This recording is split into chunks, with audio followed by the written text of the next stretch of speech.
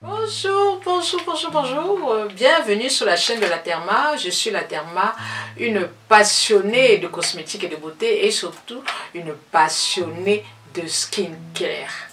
Amoureuse de la femme noire, amoureuse de la beauté noire, amoureuse de la black beauty, je lutte contre la dépigmentation volontaire de la peau. J'ai 60 ans, j'assume mon âge, j'assume ma couleur de peau et j'assume mes cheveux crépus. De quoi allons-nous parler aujourd'hui?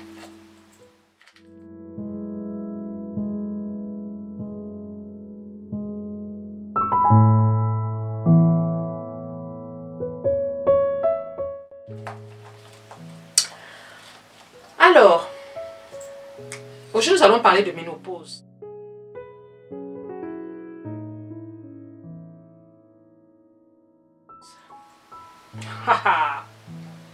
Si tu te sens concerné, tu restes. Si tu te sens encore trop jeune, trop éloigné de la ménopause, ben, tu peux passer et tu reviendras sur la vidéo, peut-être dans 10 ans. D'accord? Bienvenue sur la chaîne de la Therma et bienvenue dans le monde des ménopausés.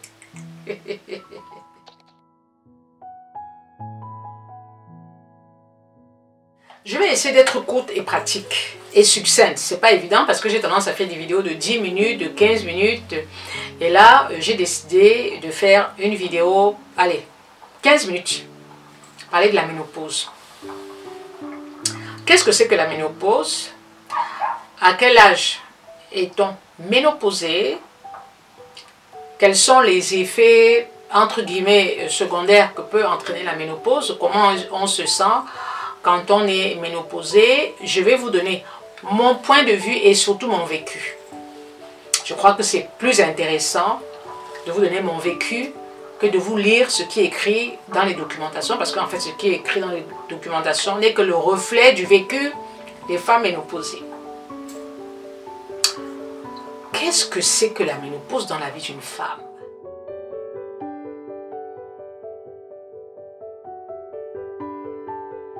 Comment est-ce qu'on la vit? N'hésitez pas à mettre en commentaire comment vous la vivez ou comment vous l'avez vécu. En fait, la ménopause, je ne vais pas dire que c'est la phase finale dans la vie d'une femme, moi je dirais plutôt c'est l'extrême maturité de la femme. Vous savez que la femme passe par plusieurs stades. On passe par le stade de l'adolescence, l'apparition des premières règles. On passe par le stade de la grossesse, l'accouchement. Et puis on passe par le stade, la ménopause. Tous ces différents stades font appel aux hormones. Bien sûr, les hormones sont très importantes dans la vie d'une femme. Ce sont les hormones qui régulent notre vie, la peau, les cheveux, la qualité du sommeil, l'humeur, etc. Ce sont les hormones. Et chez les femmes, c'est très important.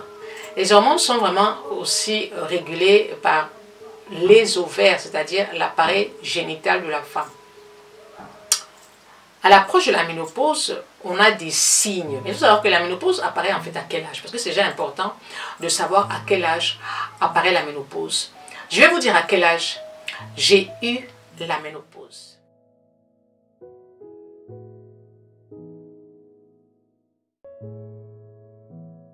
J'ai déjà suffisamment donné mon âge ici, j'ai 60 ans, je suis une maman de 2 enfants et j'ai eu la ménopause à partir de 50 ans. À 50 ans, j'ai commencé à avoir les premiers signes. Alors, il faut savoir que la ménopause, c'est en 3 phases. Vous avez la pré-ménopause, la ménopause et la post-ménopause. La pré-ménopause, la ménopause et la post-ménopause. Dans la pré-ménopause, vous allez avoir tous les signes, tous les symptômes. Moi, à la pré-ménopause, je commençais à avoir des règles qui n'étaient pas très régulières, ou alors j'avais souvent des règles très abondantes, c'est-à-dire comme une forme d'hémorragie, et le médecin m'avait mis sous médicaments, sous traitement hormonal, mais au bout d'une semaine, j'ai arrêté parce que ça me faisait prendre du poids, ça me rendait nerveuse, je ne dormais plus la nuit, je faisais des cauchemars, j'ai stoppé, j'ai dit au médecin j'arrête.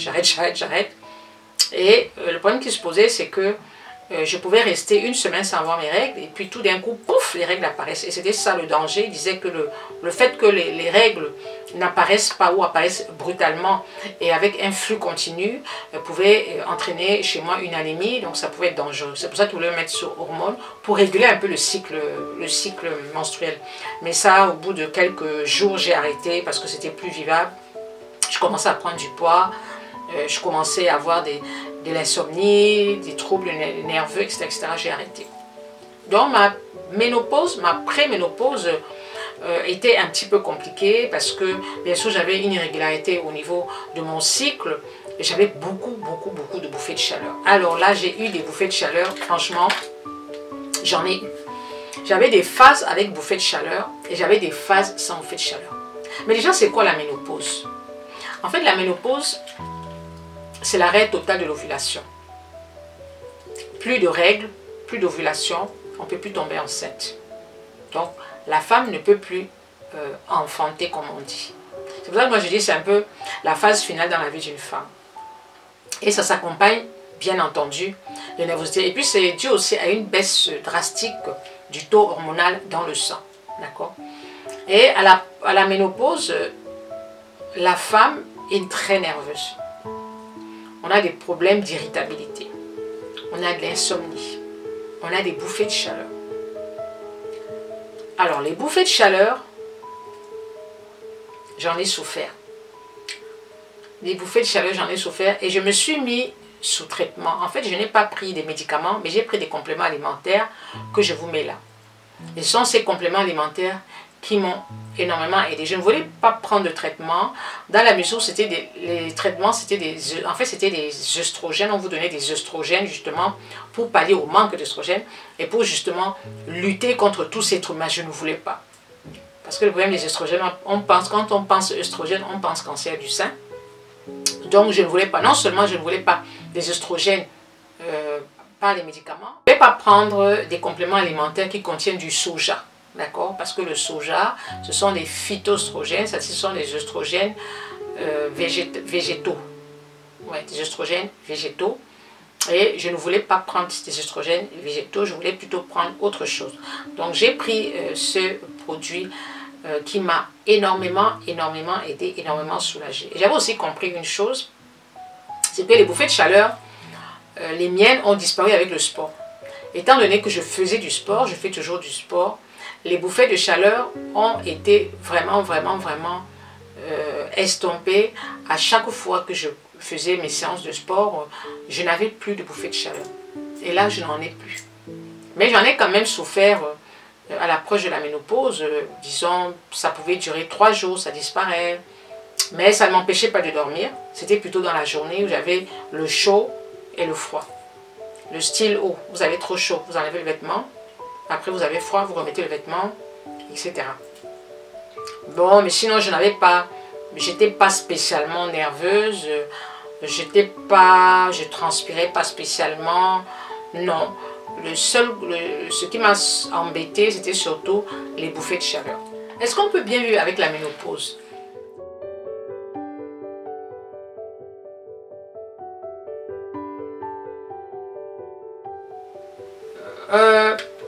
Moi, je l'ai bien vécu. Ce qui était difficile, en fait, c'était la préménopause. Parce que la ménopause en elle-même, ça m'a pas... C'était bien. C'est la préménopause, en fait. C'est-à-dire que tous les symptômes avant-coureurs, comme on dit. Les bouffées de chaleur, les règles qui étaient... un coup, ça vient, un coup, ça ne vient pas. Et puis, un coup, pouf, vous avez vos règles pendant 3-4 jours. Ça fait ce qui a entraîné la fatigue. Je commençais à être fatiguée parce que quand vous perdez du sang, c'est une forme d'anémie, donc il faut faire attention. Et j'avais les règles qui traînaient et les règles étaient abondantes et je ne savais jamais à quel moment elles allaient arriver. C'était la période la plus difficile pour moi, la préménopause. Et puis après, quand les règles sont arrivées, honnêtement, non. J'ai pas de problème de sécheresse de la peau parce qu'il faut savoir que la ménopause entraîne une sécheresse de la peau, bien toujours à cause de ce problème hormonal. Donc les femmes ménopausées vous allez vous rendre compte qu'elles ont la peau très sèche, surtout la peau des jambes.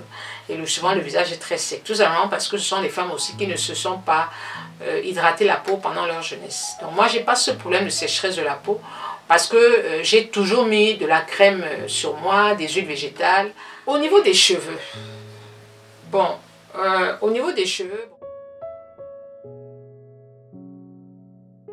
moi, je vous ai dit que j'avais perdu mes cheveux suite à un défrisage, tissage et tout. Donc j'ai développé ce qu'on appelle une alopécie de traction.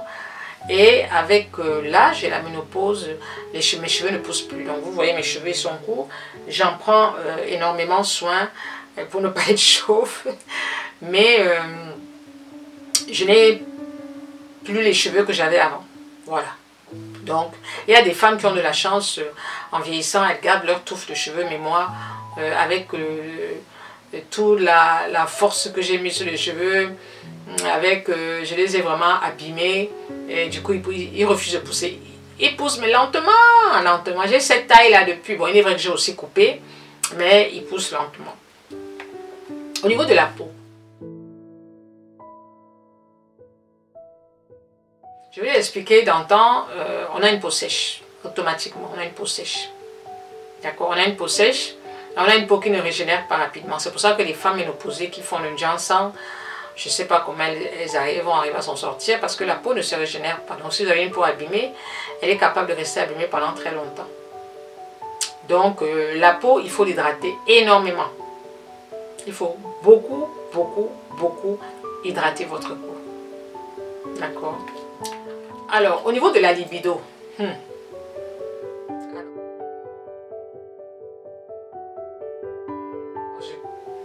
la libido, j'ai plus envie d'avoir des rapports sexuels. Non. Alors là, c'est impressionnant parce que autant quand on est jeune, on a la fougue, autant quand on arrive à cet âge, on n'a plus de désir en fait. Moi, j'ai plus de désir. Je peux faire, allez, 6 mois sans avoir des rapports, ça ne me dérange pas. C'est impressionnant. Une diminution de libido, mais incroyable. Non seulement, en fait, il y a la diminution de la libido et puis il y a une sécheresse vaginale. D'accord? Le vagin n'est plus humecté. Ce qui fait que quand vous avez des rapports sexuels, c'est très douloureux. C'est pour ça que rien que au fait d'y penser, il y a un blocage. Quand on a des rapports sexuels en ménopause, on a une sécheresse vaginale, les rapports sexuels sont très douloureux. Donc du coup, il faut utiliser des lubrifiants. Et si vous n'avez pas de lubrifiant, rien que le fait de vous dire je vais avoir des rapports sexuels, tout de suite il y a un blocage.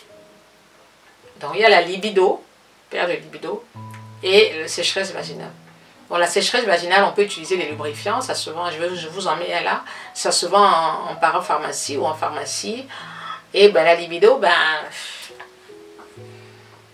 la libido c'est le fait d'avoir envie d'avoir des rapports sexuels avec son partenaire. Voilà, c'est ça la libido. Mais quand il y a une baisse de la libido, c'est-à-dire il y a une baisse du désir, c'est embêtant parce que le partenaire en face, il ne comprend pas. Il ne comprend pas qu'on n'a pas de désir en fait. Il ne comprend pas qu'il n'est pas la cause, que c'est hormonal, c'est la ménopause. On n'a plus ce flux hormonal qu'on a quand on est jeune. Donc du coup, l'envie d'avoir des rapports, on ne l'a pas. Ah ben on ne l'a pas. Voilà. Ensuite,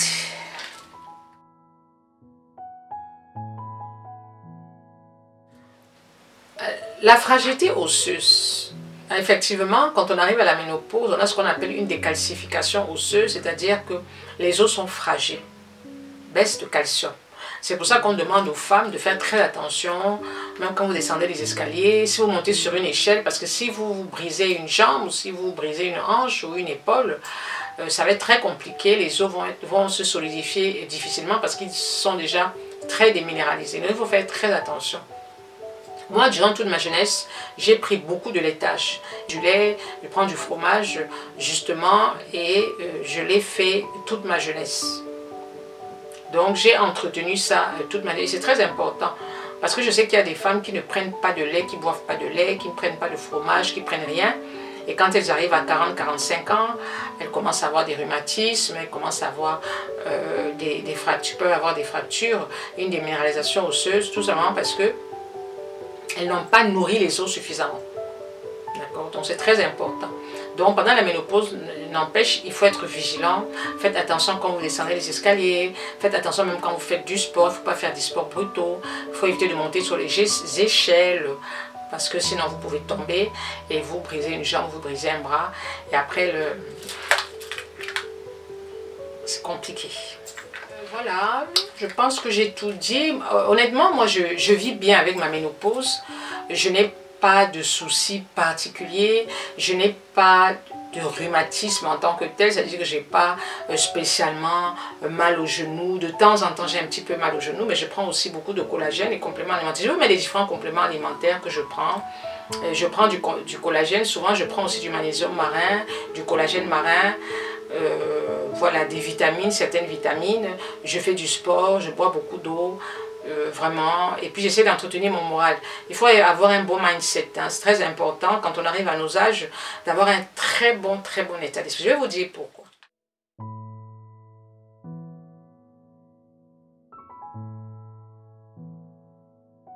Quand on arrive à nos âges, c'est-à-dire à partir de la cinquantaine, 50, 55, 60 ans, il faut qu'on soit toujours dans un esprit de positivité. Il ne faut pas qu'on soit dans la réflexion tous les jours, dans le stress. C'est pas bon. C'est pas bon, pourquoi? Parce que on est beaucoup plus réceptive et beaucoup plus fragile qu'une femme de 30 ans. On est sensible au stress.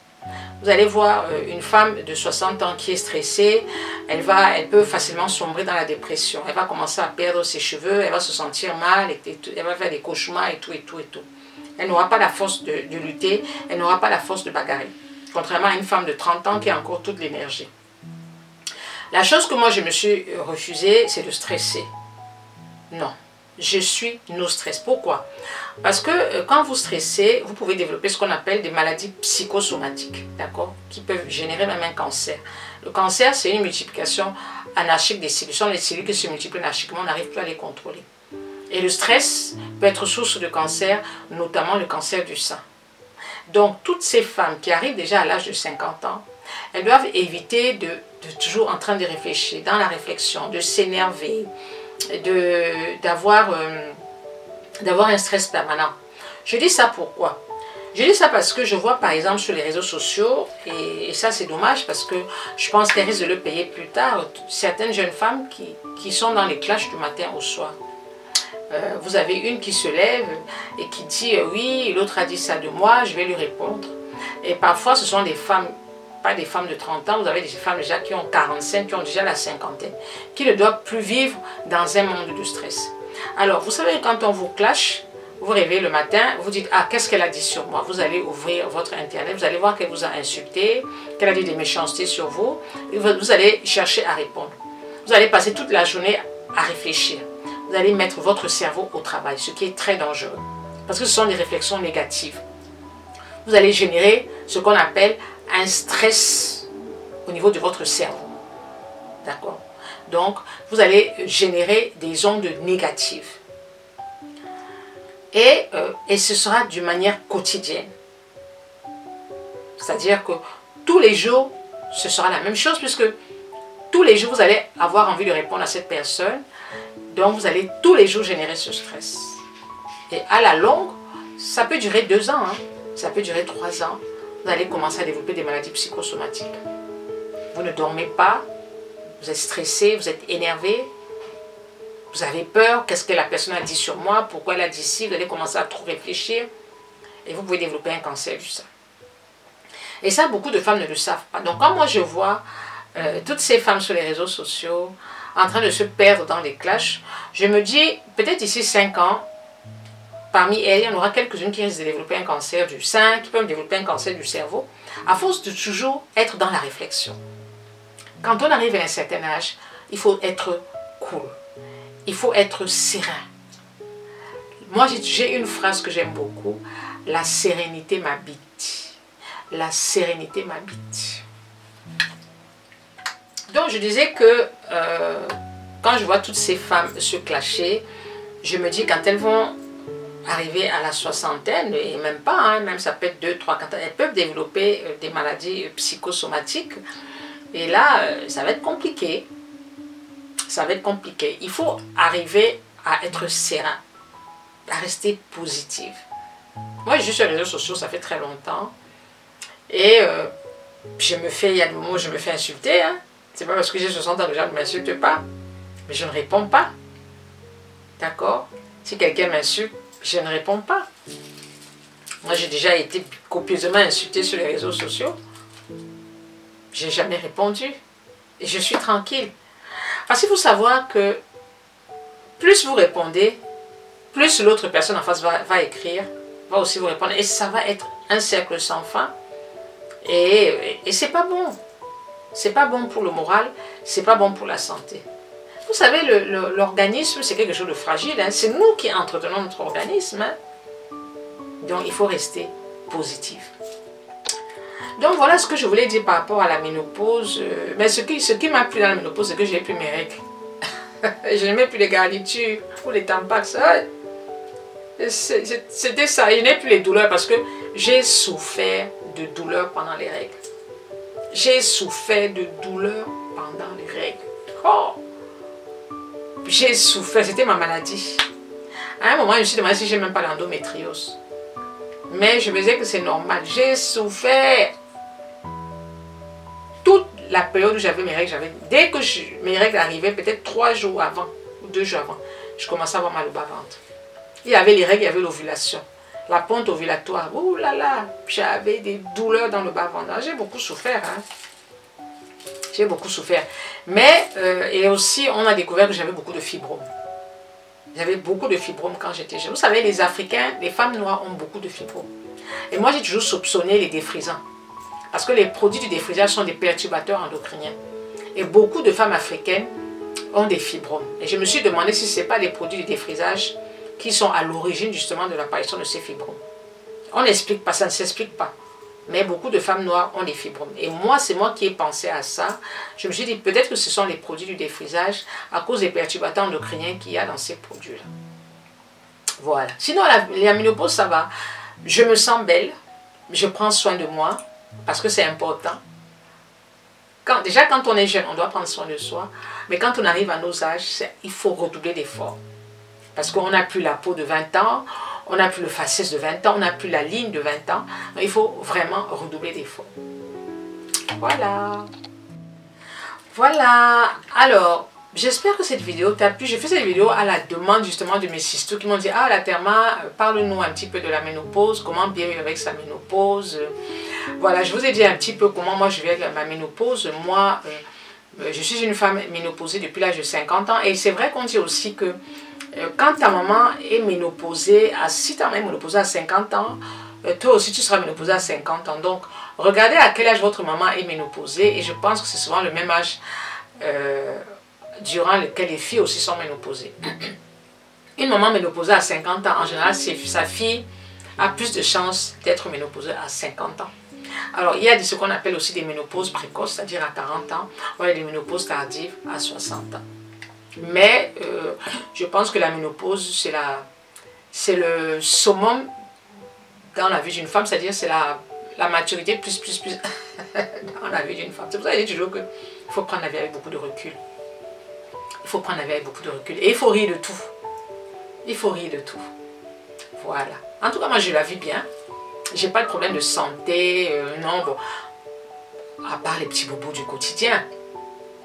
Je ne suis pas hypertendue, je ne suis pas diabétique. Je fais du sport. Je suis un petit peu en surpoids. J'ai pris un peu de poids. Mais je me fais plaisir quand je peux. Je continue de travailler. Je ne suis pas encore à la retraite. Je voyage comme je peux. Voilà, j'ai une vie saine. J'ai des enfants qui sont en bonne santé. Qu'est-ce que je vais demander le plus au Seigneur? Quand vous êtes une maman, vous avez des enfants en santé. Vous avez bien éduqué vos enfants. Vous-même, vous êtes bien. Vous vous sentez bien.